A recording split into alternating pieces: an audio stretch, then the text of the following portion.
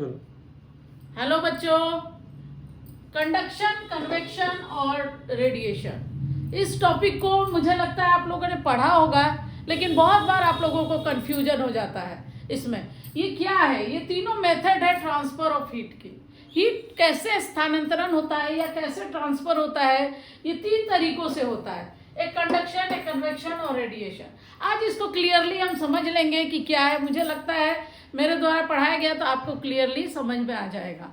अब यहाँ पे देखते हैं हम पहला कंडक्शन या चालन इसे कहते हैं। जब एक वस्तु दूसरे वस्तु के कांटेक्ट में आती है, जैसे हमने कढ़ाई रखते हैं हम चूल्हे पे और उसमें खाना बनाते हैं, तो हमारा जो चम्मच है उसमें छोड़ देने पे वो भी कुछ देर में गर्म हो जाता है, उसका लास्ट एंड भी गर्म हो जाता है। तो इस प्रोसेस को हम कहेंगे हीट जो है यहाँ से बर्तन में गई और बर्तन से उस चम्मच में गई और इस तरह से हीट का ट्रांसफर हुआ।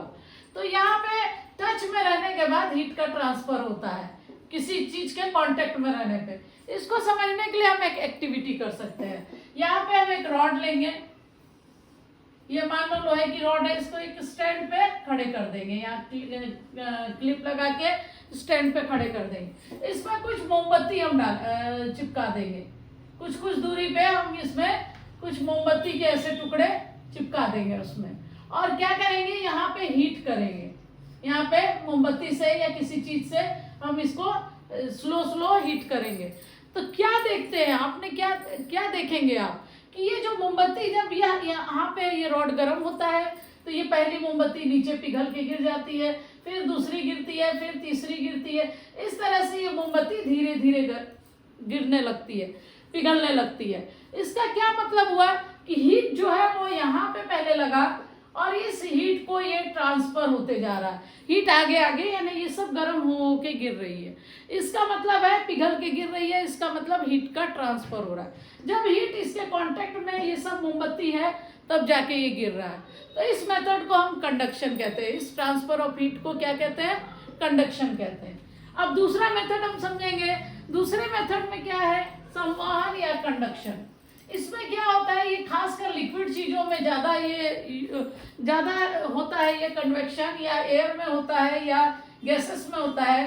जब हम पानी वगैरह गर्म करते हैं, मान लो इसमें पानी है, इसको गर्म करते हैं, हम हीट देते हैं, तो क्या होता है, यहाँ का एक मॉलिक्यूल जो पानी का है वो गर्म होके ऊपर की ओर उठता है, गर्म होता है, हल्का होता है और ऊपर की ओर उठता है।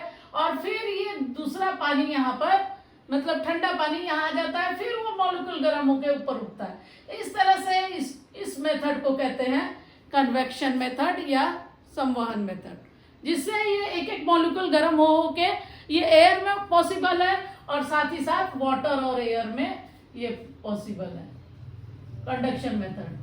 तो इस तरह से आपको कंडक्शन मेथड समझ में आ गया होगा।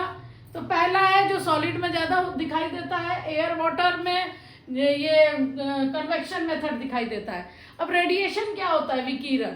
कोई वस्तु को हम जब दूर से भी छूते हैं, ये जब कोई मीडियम ना हो, इसमें मीडियम की भी आवश्यकता नहीं होती है आपको, नो मीडियम, जरूरी नहीं है कि कोई मीडियम हो। इसमें तो मीडियम रहता है, हवा रहेगा, इसमें एयर और वाटर रहेगा, इसमें ये क्या कहते हैं मेटल वगैरह रहता है, जो भी मीडियम रहता है। इसमें कोई मीडियम की आवश्यकता हमें नहीं होती है, क्योंकि जो सूरज की गर्मी है, सूरज की जो गर्मी है वो धरती पे सीधे आती है और धरती को गर्म कर देती है।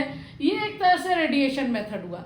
ठंडी के दिनों में हम जब आग तापते हैं या आग के पास बैठते हैं या हीटर के पास बैठते हैं, वो हमारे कांटेक्ट में नहीं होता है, वो हमसे दूर होता है, फिर भी वो हमें गर्म करता है, कुछ देर के बाद धीरे धीरे वो गर्म कर देता है। तो इस मेथड को हम कहते हैं रेडिएशन मेथड या विकिरण मेथड। वैसे सभी चीजें अपने अंदर से ऊष्मा छोड़ते रहती है, ये बात आपको मालूम होनी चाहिए। तो इस तरह से ये तीन मेथड से ट्रांसफर ऑफ हीट होता है और हीट का ट्रांसफर आप अपने रोज के जीवन में देखते होंगे।